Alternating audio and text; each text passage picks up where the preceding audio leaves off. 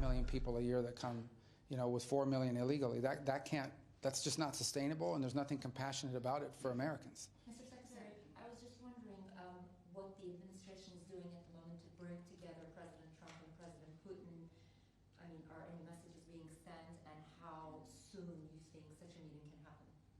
Well, I don't know on the timeline of it. The president will have to determine that. And, this is just an assessment the president shared today, which I 100% concur with.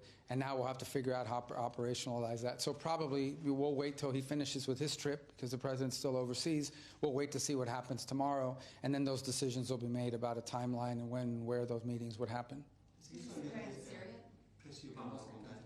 What would be your response to those critics who would question your position on this policy that having no discussion about Ukraine is a departure from your long-standing?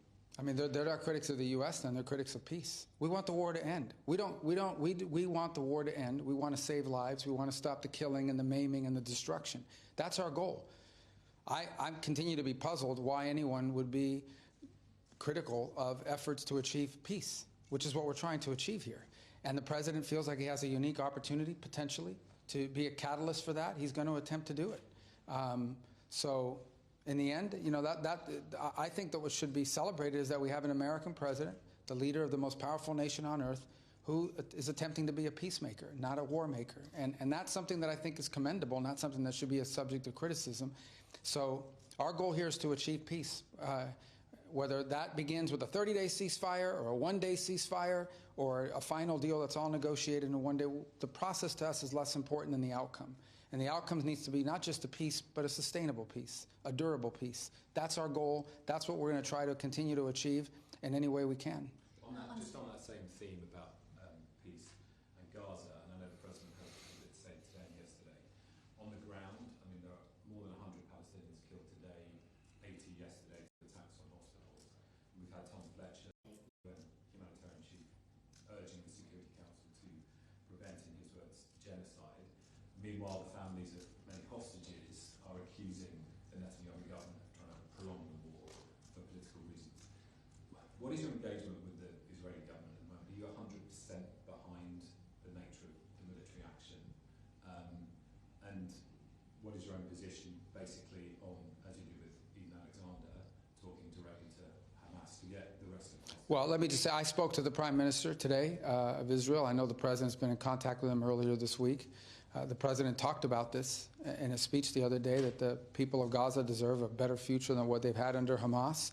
We think that the elimination of Hamas is what achieves peace. We're troubled by the humanitarian situation there. Both the Israelis, with American backing and support, have offered a plan to deliver aid that doesn't get diverted or stolen by Hamas. I've heard criticisms of that plan. We're open to an alternative if someone has a better one, but we are for all the aid we can get without without Hamas being able to steal it from people. But I think all of us would love to see an enduring end to this conflict, which, by the way, would end immediately if Hamas were to surrender. They're a terrorist group.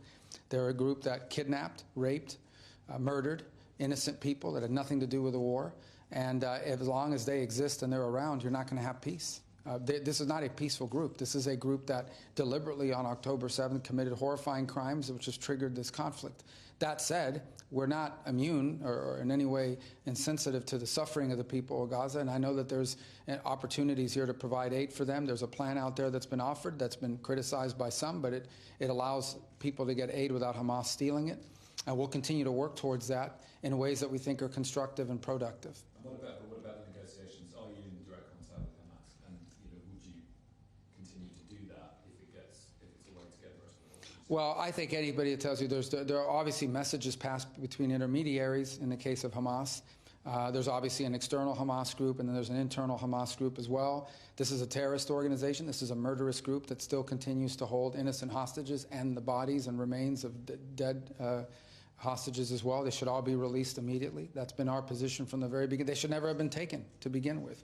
So, again, we continue that continues to be our position, and if there's a role we can play in bringing about the release of these hostages and the return of these remains to their families, and we have an opportunity to play a role, we will. I won't comment any further on the mechanics of it because I don't want to endanger them, but suffice it to say that we know there are others involved. The Qataris have been involved, the Egyptians have been involved, the Turks have been involved, numerous countries have been involved in passing messages and in getting results. And we're very happy to see Eden Alexander home with his family. It was very uplifting, but we recognize that there are still many others left behind. We want to see them all released. Mr. Secretary, on Syria, you met with the delegation today. Can you tell us your impressions? And also, did you get any reassurances on some of the requests you made, including asking all foreign fighters to leave the country? Yeah, look, I think that obviously this is a new relationship. We've now known each other and known them for 24 hours. So it's one that we think that a peaceful, stable Syria would be one of the most dramatic improvements in the region in a very long time. And we want to do everything we can to help achieve that. We have governing authorities there now who have expressed, not openly and repeatedly, that this is a nationalistic movement designed to building their country in a pluralistic society in which all the different elements of Syrian society are able to live together. They've expressed an interest in being at peace with all of their neighbors, including Israel. They've expressed an interest in driving out foreign fighters and terrorists and others that would destabilize the country and are enemies of this transitional authority. And they've asked for our help. And so we're going to try to help them. Now, obviously, we want to see progress made, and we'll take every step that they take, and it'll be a long road because it's been a long time. So we recognize that, but this is a historic opportunity, and if it succeeds, we'll have a dramatic transformative effect on the region. I would say that Syria is a place where people of different faiths and backgrounds have lived alongside each other for a very long time. It's only in the last 10 years under Assad's rule, brutal rule, where he gassed and murdered his own people, where he created chaos that allowed foreign fighters to flow into the country and use it as a playground to conduct external attacks, where Iran saw an opportunity to come in and sponsor their groups that turned it into a terrorist highway to empower Hezbollah. It's only in the last 10 years that you've seen 6 to 8 million people driven out of that country. So we want to be helpful. The president said if they want to take these steps forward, we're going to do what we can working with our partners in the region to help them. And I hope it's successful because if it is, there's two routes here. One will be success, and we'll have a major transformation in the region, or you're going to have a brutal civil war that will destabilize the region. We would prefer the former, not the latter. And we're going to do everything we can within our control to help effectuate that. Ultimately, it'll be up to the leaders there on the ground to make it happen, and they face some significant challenges, there's no doubt. The good news is that there are regional partners like Turkey, like Saudi Arabia, like Qatar, like the UAE, who are willing to contribute. And frankly, the lifting of sanctions, its first effects will be felt not because U.S. dollars are going to flow in, but because our regional partners will now be able to flow in dollars that will allow them not just to stand up a government that can provide basic services, but also will allow them the work of reconstruction. One of the things they expressed today, and they're asking for our help, is to identify weapons of mass destruction, chemical weapons, and so forth, identify these sites and remove them from the country. As they expressed today, they are victims of the use of chemical weapons. They don't want these chemical weapons stored in their country anywhere. But you don't just go in and grab a bunch of chemical weapons and put them in a truck. It requires technical expertise to both identify where they're located and remove them safely. And they've asked for our help in that regard, and we're going to be willing to provide it. On the lifting of sanctions, obviously that's a pretty complicated process. Do you have a timeline for how long you think that might take? And also, how much advance notice was the State Department and Treasury given to sort of start that wind down? Well, this was a road we were on, so we've been doing the work, the prep work for it. Their finance minister, we provided him a visa to travel to Washington, D.C. 2 weeks ago. Their foreign minister, we provided him a visa a week ago to travel to New York and met with our UN representative. I was scheduled to come here and meet today with the foreign minister. I was with the president when he made the decision to do this and included it in his speech. So we've been doing preparatory work in that regard. The core of these sanctions are statutory under the Caesar Act. I've had members of Congress in both parties ask us to use the waivers authorities in that law, and that's what the president intends to do. Those waivers have to be renewed every 180 days. Ultimately, if we make enough progress, we'd like to see the law repealed because you're going to struggle to find people to invest in a country when in 6 months sanctions could come back. We're not there yet. That's premature. I think we want to start with the initial waiver, which will allow foreign partners who wanted to flow in aid to begin to do so without running the risk of sanctions. I think as we make progress, hopefully we'll be in a position soon or one day to go to Congress and ask them to permanently remove the sanctions. Mr. Secretary, your comments on mass migration are obviously correct that it's not compassionate. The journey that migrants have to go on is obviously devastating. I think the concern that people have about the compassion is that they think about the mega prison in El Salvador accused of torture and overcompensation of prisoners, and they say those are deterrent policies for sure, but they're not compassionate. I wonder how you would respond to that. No, those prisons, that's all anti-Bukele propaganda.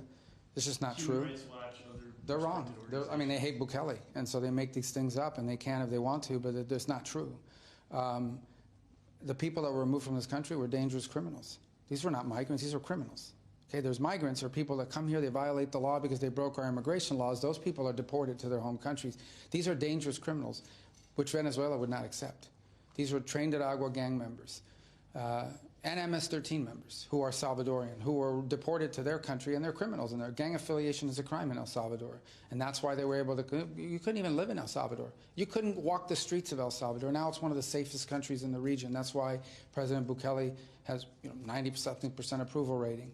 So, but going back to your point, there's a difference between a migrant and a criminal migrant. And these are, if someone is in this country unlawfully, our law says you deport them to their home country.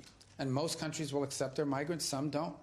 But if you're a criminal migrant, then you're going to be deported, ideally to your home country. But in the case of the Venezuelan gangsters, the Venezuelan regime wouldn't take them. So we had to find somewhere to send them. What they're not going to be is in our prison system. Because you know where prison gangs grow and metastasize? Inside of prisons. That's how MS-13 emerged, out of the prison system of California. And then it migrated down to El Salvador. And of course, has had a presence in the United States. So I think that at the end of the day, I would be very careful about that, because unlawful migration is one thing. Unlawful migration by criminal actors who come into this country and commit horrifying crimes is a whole different category. How long should they stay in prison? Who's this? The people that have been deported to El Salvador. Well, they need to go back to they're gangsters, and being a gang member is a crime in El Salvador. If they could be sent to Venezuela, if Venezuela would accept them. President Bukele has offered to send them to Venezuela. And then there are MS-13 gang members who are Salvadoran. And those are also in that prison. We've deported some of them. And obviously, they're Salvadoran citizens. They're not American citizens. They are Salvadoran citizens unlawfully in the United States who are members of gangs. And they're under the jurisdiction of their nation's laws. So we're not going to opine on what their nation's laws are. In the case of the Venezuelan gang members, we would have sent them to Venezuela, except Venezuela wouldn't take them. They're gang members that were in the country unlawfully. We offered to send them to Venezuela. The Venezuelans wouldn't take them. So we found an alternative location. Where they're not going to be is in the prison system of the United States, recruiting new gang members while in prison so they can come out and create even more crime in our country. Mr. Secretary, is Libya also an alternative place? We've had conversations with multiple countries, but I'm not going to comment on which ones they are at this point. Nothing's been finalized. Back to NATO indigenous, there are some reports suggesting that you opposed inviting President Zelensky to the next NATO summit. Is that accurate? No. And I don't know where that's coming from. You also suggested bringing back NATO-Russia Council in the framework of Ukraine discussion. That wasn't discussed today either. I mean, that might happen, but I haven't discussed that. And on the first point, multiple members today of our colleagues in there raised Zelensky being invited. We didn't oppose it. I mean, obviously, we're bringing the Indo-Pacific countries to NATO. We invited the Syrian foreign minister today to come here.